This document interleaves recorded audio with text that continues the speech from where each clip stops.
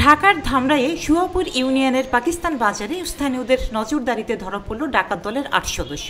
২৩ জুলাই সোমবার রাত ৮টার দিকে বাজারে সন্দেহজনকভাবে ঘোরাফেরা করছিল একদল যুবক। স্থানীয়রা তাদের গতিবিধি লক্ষ্য করে প্রশ্ন করলে কয়েকজন পালিয়ে যায়, কিন্তু ৮ জনকে ধরে ফেলেন এলাকাবাসী। খবর পেয়ে দ্রুত ঘটনাস্থলে পৌঁছে পুলিশ তাদের হেফাজতে নেয়। ধৃতদের কাছ থেকে উদ্ধার করা হয় একটি ছোট কুড়াল, একটি চাইনিজ কুড়াল, ২টি রামদা ও একটি চাপাতি। গ্রেপ্তারকৃতরা হলেন মানিকগঞ্জ ও কিশোরগঞ্জ জেলার বিভিন্ন এলাকার বাসিন্দা মিলন, ইমন, মেহেদি হাসান, চঞ্চল, জাকির, সেলিম, মান্নান ও তারেক। পলাতক রয়েছে আরও অন্তত ৬ জন সহ অজ্ঞাত ৮ থেকে ১০ জন।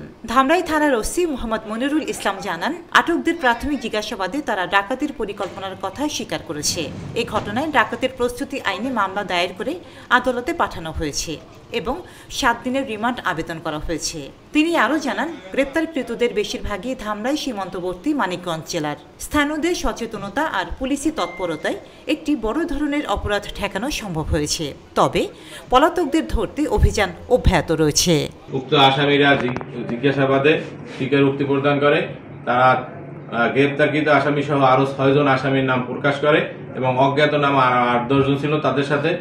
এবং উক্ত আসামিদের ম্যাক্সিমামই আমাদের সীমান্তবর্তী সিংহের এলাকার লোক। তারা অত্র এলাকায় ডাকাতির উদ্দেশ্যে আসছিল বলিয়া স্বীকারোক্তি দেয়।